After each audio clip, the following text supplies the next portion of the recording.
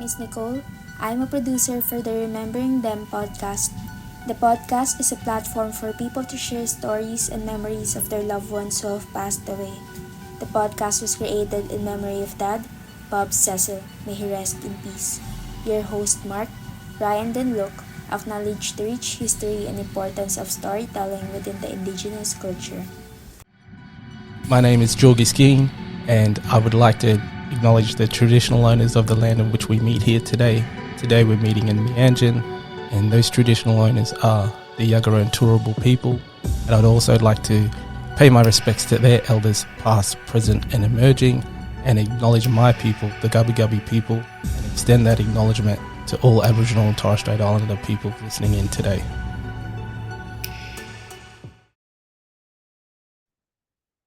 Hello, listeners. Welcome back to the podcast. Just me here today. We've got a guest on, someone fairly local. I'll get into the clues in a moment, but for those that don't know, the time of recording, Tuesday, the 4th of November is the first Tuesday of November in Australia, which is Melbourne Cup Day. So touted as the race that stops a nation. I guess for our US listeners, the equivalent to the Kentucky Derby, a race that everyone stops, obviously based in Melbourne. And it's a huge carnival event that actually goes on for a week or so. But today is the day that the big race happens. And that's actually the reason why Luke and Ryan can't join me today for this recording. It's a whole big event for them, and they, like the ladies, get up very, very early to start their makeup and hair routines, and it's a whole process. I think started at about 6 a.m. This morning, currently 9 a.m. So I think they're a quarter of the way through what they need to do to get themselves prettied up for today. So all the best, gents. Hopefully you have a good time celebrating the Melbourne Cup and enjoy the race. And if you're into that, hopefully you pick a winner. So that's the reason why they can't be here with me today. Let's jump into the clues in trying to guess where our guest is from. For our listeners at home, please play along, and for the guys, do your best. I know they always do, but come up short normally. So clue number one for where our guest is from: you can get married on a floating wedding chapel here. It's one of the only ones in the world, and it's moored right on the water. So I'll let you pause the podcast now if you want to have a bit of a think, bit of a guess around that. Clue number two: this city has more waterways than Venice.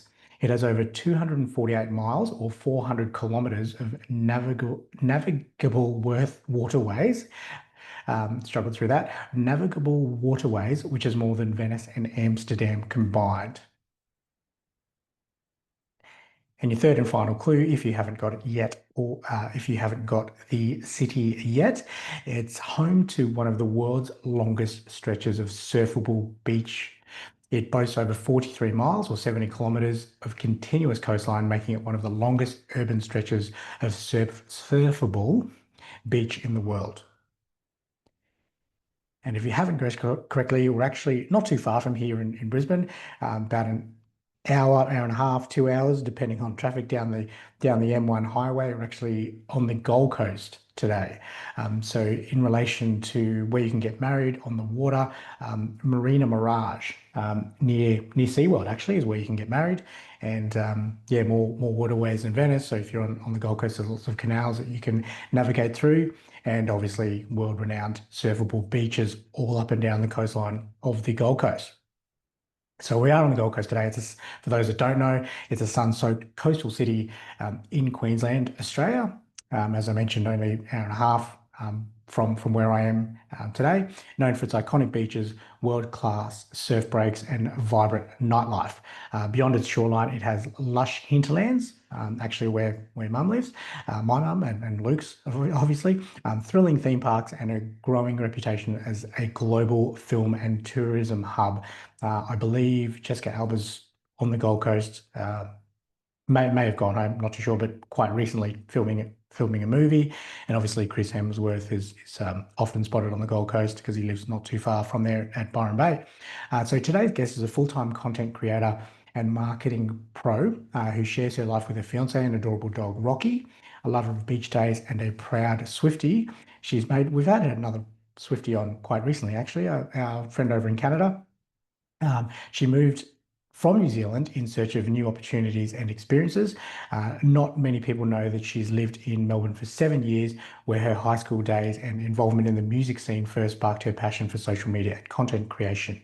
Our guest today from the Gold Coast here in Australia is Ella Hayes.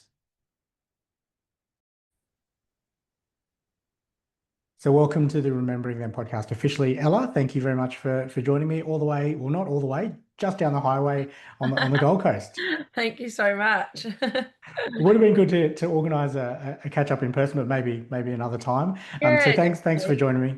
Yeah, not too far away. It's just you'll hear back on the intro that I spoke about. You're not too far away, but it can be dependent on the highway, on the M1. Yeah.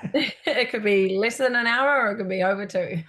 It's all those people moving up from Melbourne, like yourself. Yeah. Mm-hmm. Well, thanks for joining. Thanks again for joining me today on Zoom. If you'd like to start by telling us who we're talking about today and what happened to that special loved one. So we've got Dad on topic today. You've got my dad. He unfortunately passed away almost 2 years ago, I think. Yeah, I think so. It's all a bit of a blur. But I'm from New Zealand, so I did a lot of back and forth from the Gold Coast when he was sick, and actually moved back there at a point, and then came back over here. But yeah, I can't believe he passed away in May, I think. See, I don't even know. I feel like I'm living in my own world. It does tend to fly past, and I guess a lot of people will probably resonate with that around the time frames. I mean, obviously early on you can say it was a year ago, but then it really just starts to not fade per se, but really just the time, so much happens, doesn't it, in between? Absolutely. And sometimes it feels like it's yesterday, but sometimes it feels like it didn't even happen, or sometimes it feels like it's years ago, and then you're like, well, I don't know. Yeah. So you were traveling back to New Zealand? Yeah, so I moved to the Gold Coast in October of 2 years ago. October 2 years ago. And then he was sick, but it was like positive. It was like, no, he's like, he's gonna make it, like, I don't know, what do you call when you got cancer in your remission and all that stuff, like he's gonna survive it, kind of thing. And and then through over Christmas, he was kind of like, okay, it's actually like far more serious than we thought it was going to be. And I was like, oh, okay, well, I'll come home for Christmas then, because I didn't know how serious it was going to be. So anyway, came home for Christmas, spent about 2 weeks in New Zealand back home, and it was good. It was positive. Like, things ended up improving again. Then I came back to the Gold Coast afterwards, and then I was like, then that's when it kind of took another dip. And he was not well enough to go to Melbourne to have this CAR T-cell therapy. He had non-Hodgkin's lymphoma, so cancer in the blood. And yeah, so he got the opportunity to go to Melbourne after all of that. We were just waiting on like his platelet count. His platelets were like jumping between this certain like data range that it needed to be, and it was too low, and then it was almost high enough, but it wasn't. Anyway, we got there. He ended up being completely cancer-free for 10 days. Came all back to New Zealand. It was all good. I'd gone back to the Gold Coast at this point, being like, yep, sweet, he's going to go home. That'll be awesome. And then straight after Melbourne, he came home, and it was like not good. And then, yeah, I think he passed away maybe like 3 or 4 weeks after that, maybe. Yeah. Yeah. And so then I was just following. And then at that point, that would have been about May. And then I went straight back to New Zealand for about 6 to 8 weeks then. So I was over here by myself. I just moved, and my partner was still finishing his plumbing licenses and all that. He's like, I'll come over whenever I'm finished. And then, yeah, I ended up coming home, and I just luckily was only in a part-time rental. In hindsight, it all worked out absolutely perfectly. It always does. But I only had a 3-month rental, and at the time I was like, oh no, what am I going to do? Like, but in hindsight, it was great because I got to come home without worrying about rent over here. And my cousin had my car. She was borrowing my car. So like I literally was a free agent again. I could just go home and do nothing. My work, I was casual at work. So I was just floating around really. And then, yeah, he passed away end of June that's right, end of June, because his funeral was on May the 4th. And then the week after that, that's when my partner and I moved back to the Gold Coast. Yeah. So a bit of a roller coaster, and lymphoma as well, for those that don't know, is kind of touted as a young person's cancer. And so how old was Dad when he passed, roughly, and what was his name? Simon Hayes, and 52, I think. Yeah. Yeah, I think. So young, absolutely. Yeah, so young. Like, when you're older, you think 50's old when you're a kid, but like when you're 25, you're like, 50's not that old, I'm halfway. I know. Well, I mean, it's not funny at all, but I look at that and I'm, I'm turning 42 in December. So really that's only 10 years away for me. So that's super young. And if you look back at what you're doing 10 years ago, you'd like that time from now to then has flown past. You're like, what am I going to get done in the next 10 years? Yeah. So what was that like? I guess leading up to, because you got the news, and then obviously that's devastating to hear of any family member or friend to have cancer, and then you, I guess, go through the almost relaxation of, okay, he's gonna beat this, it's all looking good, and then it's back, and then he passes away, and that seemed like a pretty short battle at the end. What was that whole whirlwind like? I think like leading up to it, he was the most positive out of all of us. Like I'm a pretty positive like person, but he was, no, like, we're going to get this. There was 6 of us kids. So he was like, rallying us all together. Like, no, I've got this. He almost like, I don't know if it was a coping mechanism for him, but like he was a salesman. So anytime he'd speak about it, I feel like he'd have his like structured pitch. He'd say, no, I've got my intro, I've got my body, I've got my closing. And like, you just hear him talk, and like he just was all over it. But I don't know if that was obviously him trying to cope with it. But then when I would talk about it, I'd almost pick up on that, like, I use his starting and close it like this, and have the confidence and speak about it. But I think that was just naturally him. Like he was so positive, and obviously I've got that trait from him, which I love.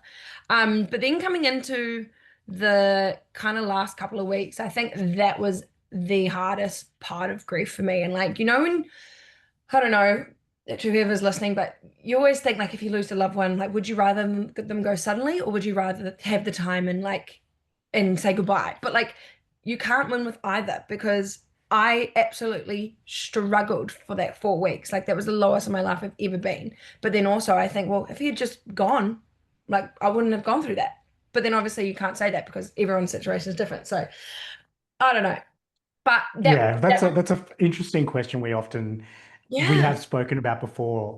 Which would and neither is a good result, absolutely right? not. I mean, there's no ideal way to leave anyone at all. But I think in hindsight, like I'm kind of glad it was like that, because we did get to spend some great time with him and have that grieving space.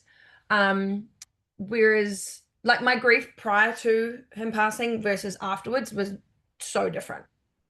Like the grief prior to like was the really hurt, like knowing it's coming, knowing he's not going to be there, knowing there was like a build up to it. Whereas afterwards it would just almost, it was like the relief of, I'm grieving, but like I know he's not in pain anymore, but I miss him. And then how do I deal with this on my own kind of terms? Still hard, still is hard, but I just know that looking back, I'm like, if I got through that, I can get through this. Yeah. And speaking of looking back, so for anyone listening to this that is going through or maybe going through something like you, as you said, when you're in it, the pain of essentially knowing what's coming and being that support for that person, and then post them passing and your journey afterwards, what advice would you give to anyone that's going through something similar? I'd probably say just like kind of surrender to it. Like, unfortunately, it's going to happen and it's inevitable. Like, I think I spent so much time trying to control all these other factors. I mean, like I mentioned before, I was very grateful that I didn't have rent back in Aussie or a job. Like, so in that sort of in that respect, like I did get to kind of just not worry about it. But if I was to go back again, I'd even add another layer on of like, just don't worry, like just literally deal with what you've got in right now, and the rest will work itself out later on. Like, money will always come back. You'll always be able to find a way if you're struggling financially. I'm sure someone will always be able to have at least one person of support if they need to go crash at their house or go and have an outlet or go for a walk. But yeah, biggest advice would just be just focus on spending time with them, or focus on the one thing. Don't worry about everything else. Yeah, Mm. that's solid, and it's a really I think important piece of advice that we've had from people that are in the thick of it, and not to stress about those outside influences that at the end don't really matter. It's being there for that person. What about post your dad passing, and advice that, or I guess what you went through, and then any lessons that you've taken out of that that you could pass on to anyone else that is past someone passing? I think I was really good at actually letting myself feel the emotions. I I definitely acknowledged, because we moved a week later and then I was pretty much straight back into life again. Which is weird. Like, I did give myself, I think I live off my savings for another 3 or 4 weeks until I found another casual job, because I was only casual. So yeah, I definitely was easy on myself, but I let myself feel the feelings, you know. If I needed to have a scream and a cry, I did. And if I needed, like, I work in social media, so a lot of my kind of journaling and diary entries are digital. So I just, you know, express myself in that form. Whereas if, you know, maybe somebody does use pen to paper journaling a lot more, or maybe it's talk therapy, like talking about it kind of thing to get you through it. But yeah, I let myself feel the feelings, and if you are like really fresh, I'd just say just feel it. Who cares if you want to be angry for 5 minutes? Let yourself be bloody angry. Like, of course, Yeah, like nobody else is going through the same thing. Well, you know, there's other people that have gone through similar, but your journey is your journey. Like, you do you. feel what you need to feel. Yeah, and I think I wish I had that advice, or that openness, you know, Mm. when I was going through it. And stereotypically, I think guys are probably poorer at feeling the feels when they're in it. Yeah. What Yeah. about things that, is there anything that you think you could have done better, or did poorly? Um, yeah, I feel on my dad's side, I feel like all of us kids and family could have communicated a lot better. Unfortunately, when someone does pass away, that kind of brings out the good, the bad, the ugly. That 100% would have been something that collectively we could have all done better. My part too. But on my part, in terms of, I feel like when I moved back home to Gold Coast, it was a clean slate for me. So it was a good refresher, so to speak. I feel like had I stayed back home in New Zealand, I would have been a lot to kind of deal with. But yeah, that's probably what I do better next time. Well, not next time. Sorry, I didn't say that. But you know, it's actually funny. It's funny you say next time, because, well, I say next time because 6 months to the week later, my partner's dad passed away. And seeing how all his side of family dealt with it was absolutely beautiful. Like, Mm, it was the family connection and the immediate family connection. Obviously, there's lots of people involved, but the immediate family, whereas my partner's mum and his stepmom were just a united front, and it was absolutely beautiful. So different to my side of things, but yeah, it yeah, was really beautiful to kind of see that opposite and how it the difference. can Yeah. be Uh, done. yeah, I think, you know, humorously, but I think what you said actually made sense around next time, in terms of when you're going through another bout of grief, whether it Yeah, be an 100%. in-law, or a sibling, or Well, whatever that's it the might thing, like, be. you know, I'm sure we'll have something that we have to connect over in the near future. So, you know, it's not even having somebody pass away, it's the next bout of communication, you know, like the next time we're all united again. So, yeah, I think keeping that in mind next time, I think will be a improve era of A good learning. Yeah. yeah. Your dad, Simon, prior to him getting sick and prior to him Mm. passing away, how would you describe him to a complete stranger? You started early, before you mentioned his, sales background and Yeah. his methodical way of, getting through things and justify, or not certainly not justifying, but I guess working his Yeah, way yeah, through, making himself feel okay with whatever it might be. Is that yeah. an accurate depiction of what he was generally? Oh, 100%. And to add on from that, it was confident, nothing shy about him. Go getter, get shit done, like really just got a plan. All right, I know all my steps to go and do it now. Um, yeah, just strong. He was a little bit short. Oh, he's probably my height, so like wasn't too short, but to everyone else he was quite short. But strong man, CrossFitter.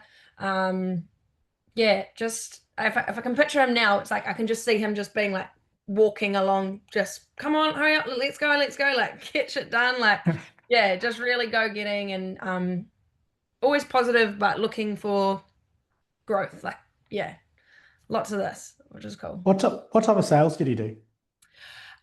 You know, have you ever do you bank with ANZ? Not directly, but I know of, yeah. Yeah. Anyway, when you call up the phone to someone and it's like the AI dial tone, Yes. he used to just like sell that. And he sold Oh, that one to ANZ. And it's like um press whatever to press speak whatever. to. Yeah, yeah. Yeah, he's like sell communications, I think. Right. Okay. At one point he did. So anyway, yeah, sales like that. Yeah. Okay. Yeah.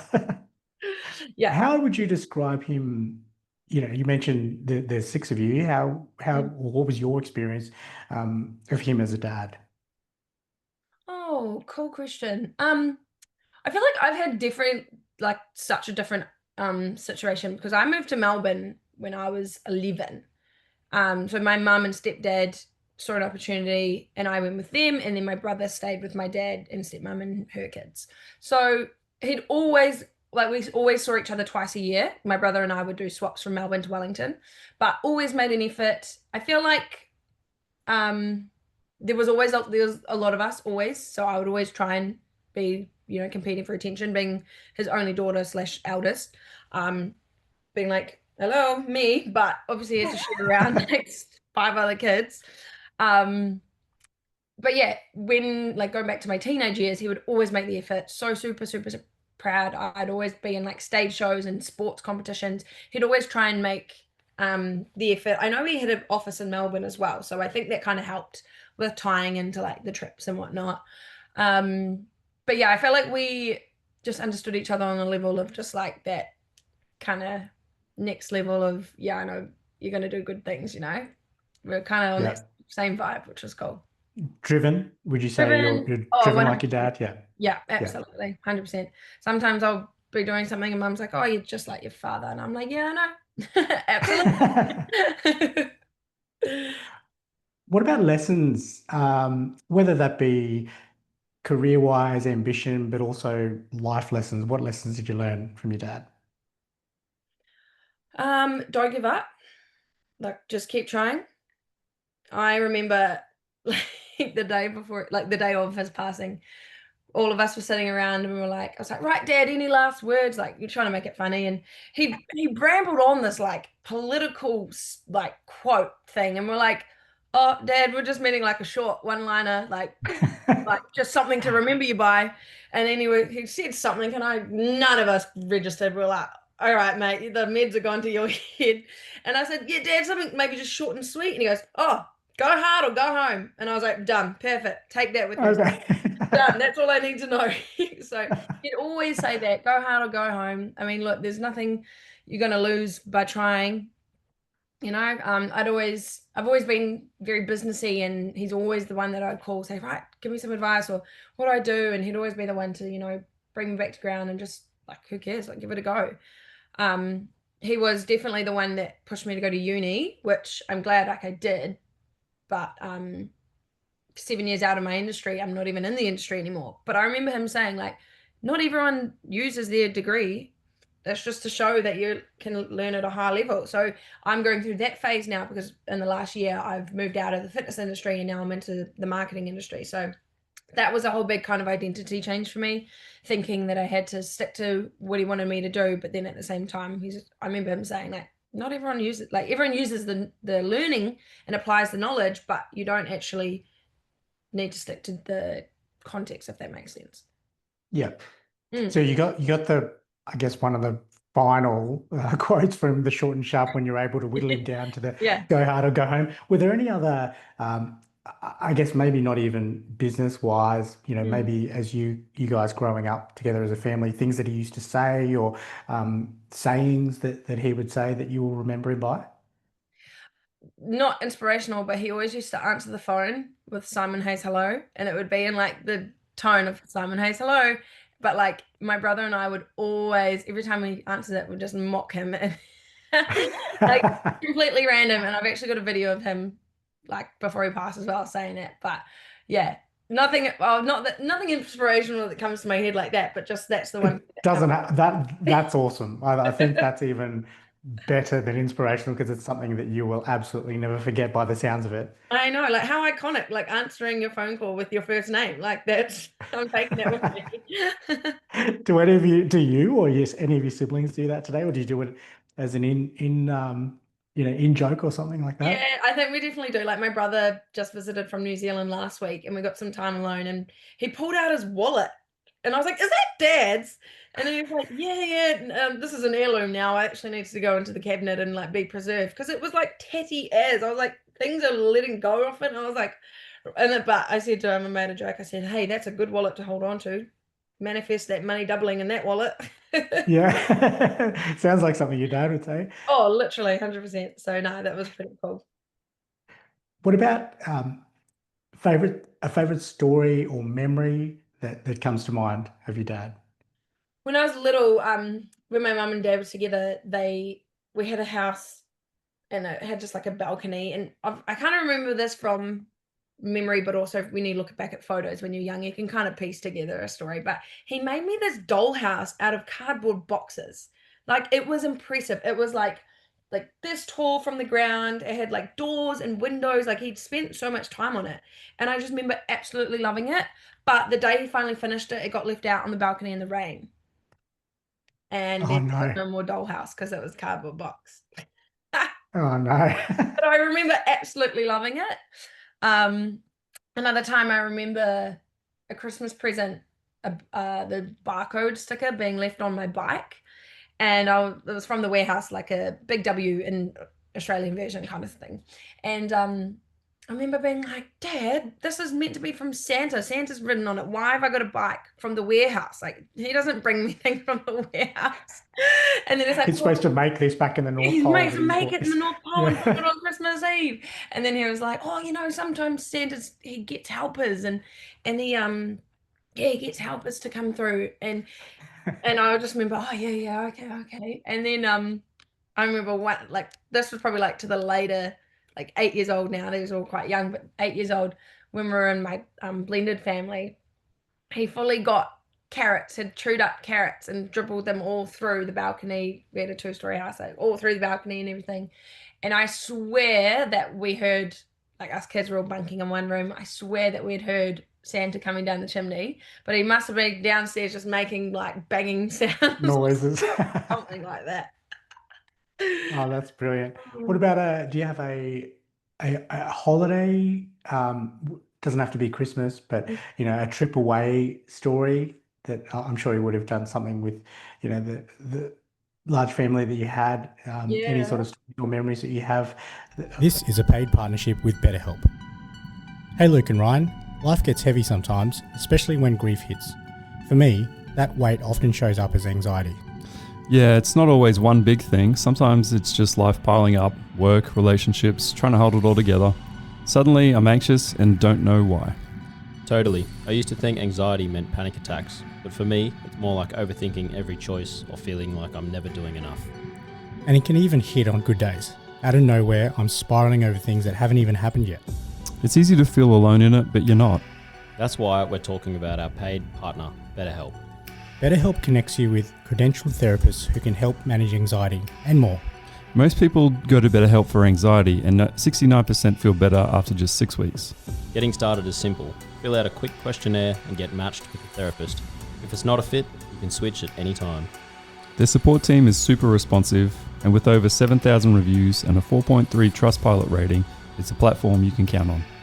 So let BetterHelp help manage your anxiety so it doesn't manage you. Click the link below or go to betterhelp.com/rememberingthem for 10% off your first month.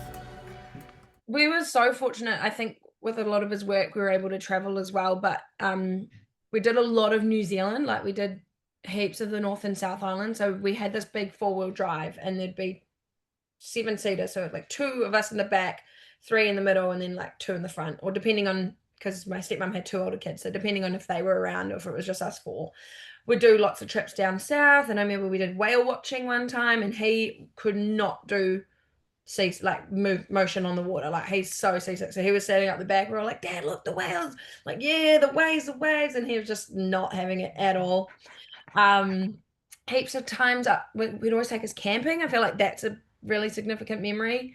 Loved camping, but like had to have all the cool camping setup, like all the gadgets, like something for everything he had. Heaps of memories like that.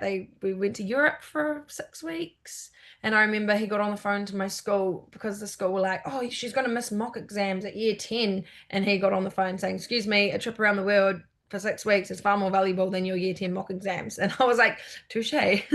Yeah. So yeah, super, super grateful for all that. Even now, like the memories still come up on Facebook, and I'm like, wow, like that was awesome. Yeah. Mm. And speaking of memories and things coming up, how do you, probably twofold question, how do you personally remember him and keep his memories alive?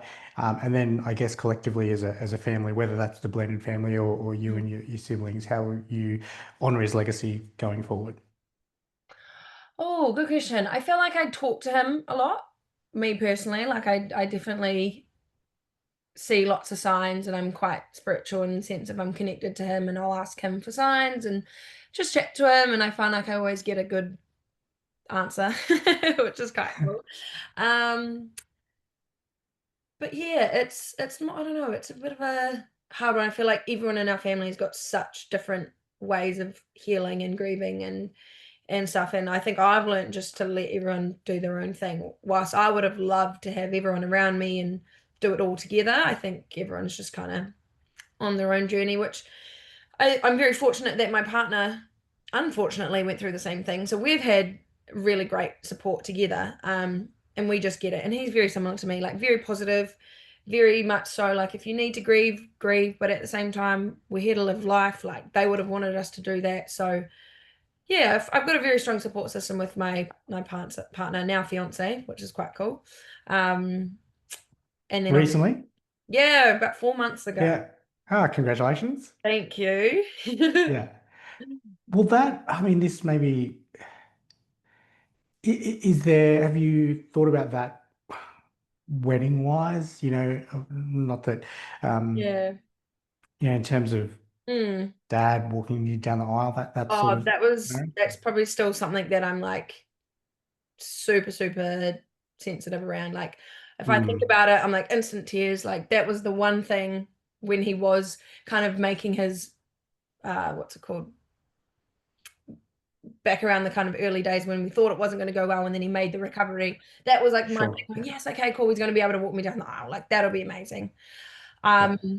Yeah, so that'll be, I think when that time comes, like we're still very fresh. We're only going to go back home in February to celebrate our engagement with our family, but haven't even started planning a wedding yet. I think we've got it's okay. This is where we say one thing and it's going to be the other, because we're both Greek and Maori, so it's going to be very large. But at the huge. same time, it's going to be massive. Yeah. we could just do a quick little elopement and then go have a big holiday. Like we could do that. But then I'm like, I think about it realistically. I'm like, I'm going to have about 50 immediate family members saying, why were we not invited to the wedding? Yeah. But no, I think we'll get through it together, but we'll just do it our own way. It doesn't have to be a big traditional wedding and do all the things that you would traditionally, like father-daughter dance, because that might not happen. But yeah, I think we'll just do it our own way, and we'll make special things on the day. Like even I've seen on TikTok and stuff, beautiful arrangements of acknowledgements and honoring them throughout the day. Like there's so many different ways that they can be there. But I've got this vision. I have this vision often actually of us being at the like altar and like looking up anyway, and I just have this vision of 2 butterflies like circling around, and I'm like, if that actually happens on the day, that will just confirm everything I've ever needed about connecting with somebody that in the like in the other realm, because that is wild. Yeah. So, yeah, I don't know. I think it'll be hard, but I think we'll get through it. Yeah. Mm. There was one recently, just to go on a slight tangent, but also along the same theme. I have a feeling it was on the Gold Coast. I could be wrong, but recently it's doing the circles at the moment around social media. But there was a kookaburra that landed on the bride's head during their nuptials, Wow. and reading some of the comments and stuff. That's if you of that belief, some. Yeah. I think her dad had passed away, but that was Oh, a 100%. sign to Absolutely. It's real. Even a girlfriend who had just been to a wedding recently, they had 2 sparrows around them, and I was like, wow, that's fully, I believe that. That's 100%. There's no coincidence in that. Like, yeah. Yeah. And so how, and on that theme, Mm. you mentioned staying connected. How do you stay connected with your dad today?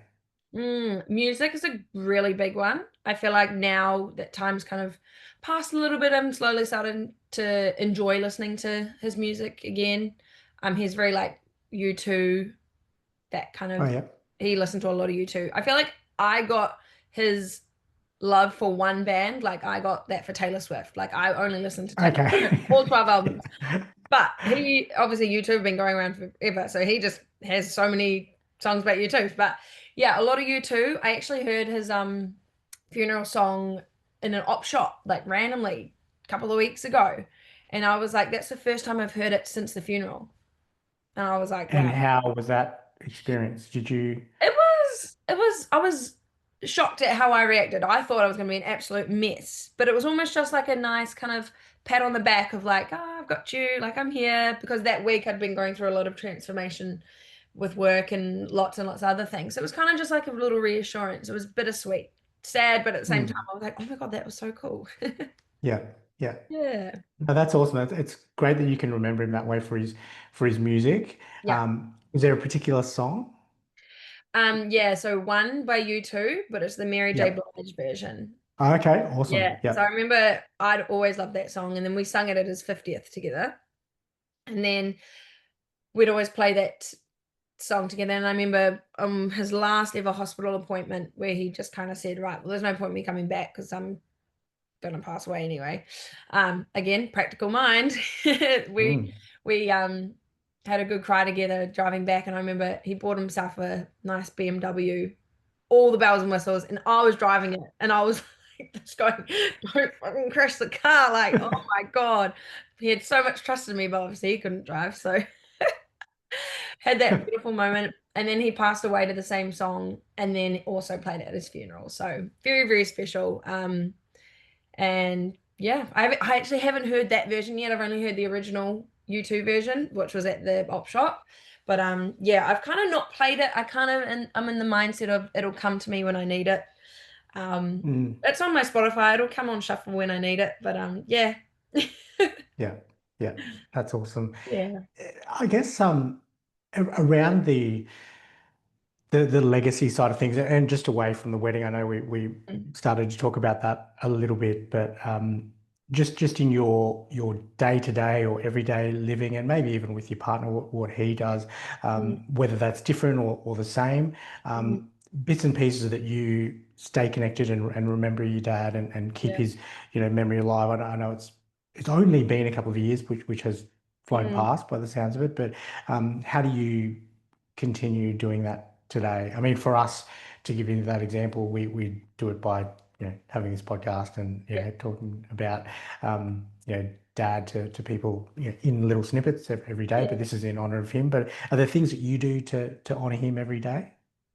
I think just showing up with like 100% every day. I think just like so many ways. I think showing up 100%, just having the mindset of like go grab life and go do it. Like he was always like that to the very end and always saying that to us. But through my work, through social media, I'm still very positive. You know, I do allow myself to be very vulnerable, but I do it in the way that it's okay. Like, it's okay to be vulnerable, but at the same time, like, it does get better no matter what you're going to go through.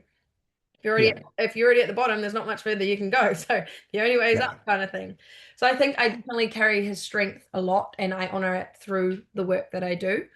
But also in just little things of, I used to be a singer as well, so back through high school. So every time before I go on stage, I say, right, come on, channeling Dad's energy, even when, you know, he was alive. But even now, my partner and I say, what would Simon Hayes do? You know, what would Simon, cool. he would be, if you said to him, go and do this, he'd be, all right, off I go, like, go and do it. And in any kind of way, whether it be in life, business, a party, like, he'd do it. So my partner and I just kind of say, what would Simon Hayes do? And we'd just go, oh, he would go and do it, wouldn't he? And then He would do it. answer.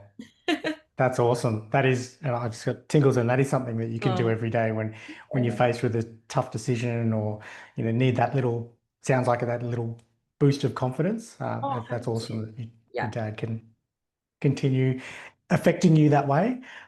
What about, so you mentioned before around feeling the feels and doing what you need to do to get through it. Were there other things or elements, whether that be your partner or speaking to, you know, a specialist, or your siblings or your mum, what really, were there elements, or was it bits and pieces of everything that really helped you through that grief process? The Remembering Them podcast is supported by My Legacy Message. How do you want to be remembered?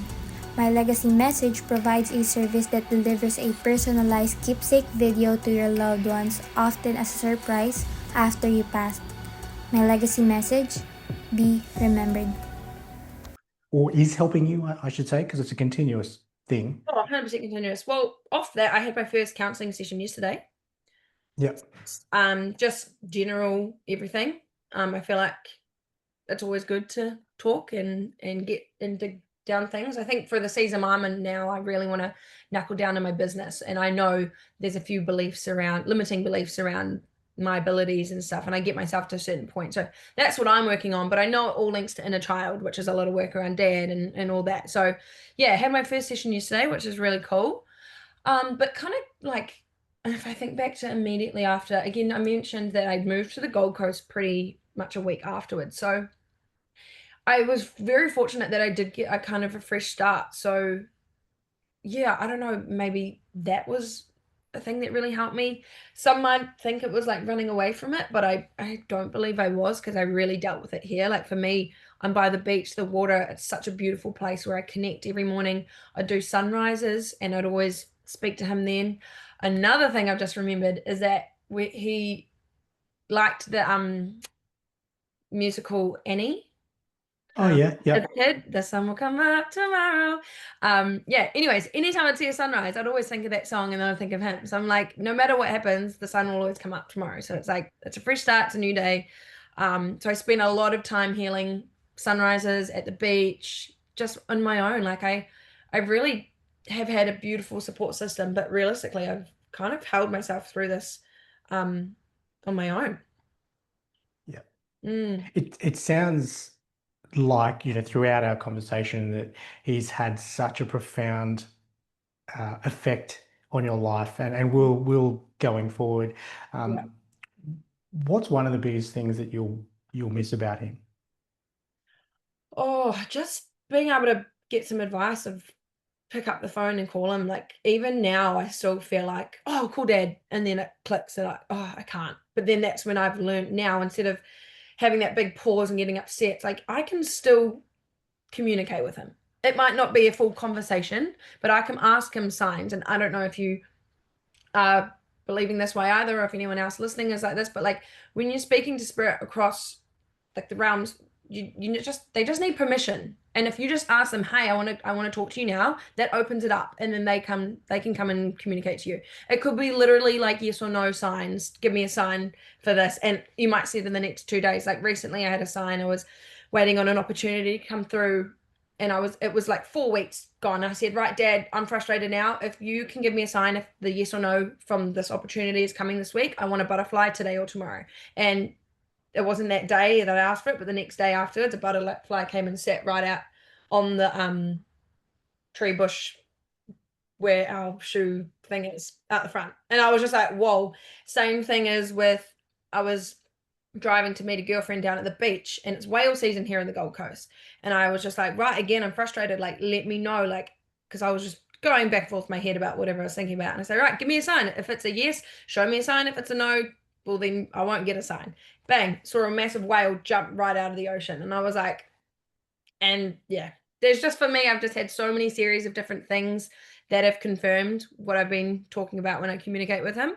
And just like when people say they never leave you, I never used to understand what that meant.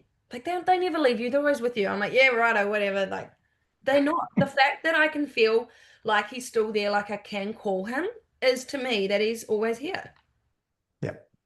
Yeah, And that it's totally makes sense. so beautiful because it's comforting. It's upsetting, absolutely, but it is very comforting in knowing that he's still here. Yeah, and we've had similar conversations with a lot of people now, so it's too, for me anyway, it's too much of a common theme to be, absolute BS. So Oh, yeah, 100%. no, I'm Yeah. with you there. One final question for the main part of the podcast for you, Ella. Traditionally, some people find it the most difficult one, so absolutely take your time with this. If Simon was in front of you today, and it wasn't a phone call and it wasn't across the spirit, in the physical, what would you say to him? I would say, look at me, I'm doing it all. I'm doing the things. Yeah. Yeah. And he just go, That's beautiful. Well, thank you so much for joining me today on the podcast and remembering, sharing stories and memories of your dad. Look, I certainly think it would have helped someone out there that is going through something similar, through whether that is Hodgkin's lymphoma or a different type of cancer. But I guess even just hearing your positivity and driving what you're doing today and being able to stay connected with your dad will certainly help someone else out there that is in the thick of it and going through it. So thank you so much for giving up your time. No, thank you so much for having me. I've thoroughly enjoyed it. Thanks, Ella. So that was Ella from the Gold Coast, just down the highway. What an amazing person. What a really, really good chat. I think I think I said this to her, off the mic, that she's doing amazing. And I think, to me, as someone just meeting her and from the outside looking in, it certainly seems as though her dad has had a huge effect on her life, and everything that she's doing now seems to be honouring him and is feeding through, I guess, the lessons that she's learnt off him. So that was an awesome chat. And again, offline, we spoke about maybe catching up in the new year in person, because obviously her partner or fiance, we should say, congratulations, Ella. Her fiance Corbin has gone through something similar with his dad. So we'll keep the communication lines open and hopefully catch up and do an in-person, because we don't get to do enough of those with a lot of our international guests as much as we'd love to. And speaking of people missing Luke and Ryan, hopefully we can catch them next time. Hopefully they enjoy the festivities of Melbourne Cup. An hour into this conversation, they should have a little bit more of their makeup and hair done. I'm hoping. So that was looking forward to having them back on to the next episode. Just a reminder, if you enjoyed this chat with Ella, please share with your friends, family, colleagues, anyone that you feel might be going through something similar and would benefit out of this conversation or hearing this conversation. Give us a follow and like and on all of the podcast platforms, a rating and review if you feel it warranted. 5 stars ideally. It would really help us show up on anyone looking for a conversation about grief to help them in their own grief journey. A reminder that we have the Patreon membership too, a way to support the podcast, $6 a month. US, about $9 a month Australian. We have exclusive access to chats with our guests, and I did have a great conversation with Ella post the main recording around, we dug a little bit deeper around spirit and signs and beliefs and things of that nature. So that was a really cool chat. And also it's just a way to support the podcast as well. We did touch on the speaking to therapists or counselors or ways to help that has helped Ella get through her grief process as well, and just life in general. And that speaks to the reminder that we have a partnership with BetterHelp, betterhelp.com/remembering them, which gives you 10% off your first month's subscription to speak to a credentialed therapist if you are needing to speak to someone, if you are feeling anything where you need a little bit of help, because life is life. Remember that we also have the My Legacy Message service that is another supporter of the podcast, mylegacymessage.com.au, where you can leave video messages to your loved ones, obviously, often as a surprise after you've passed.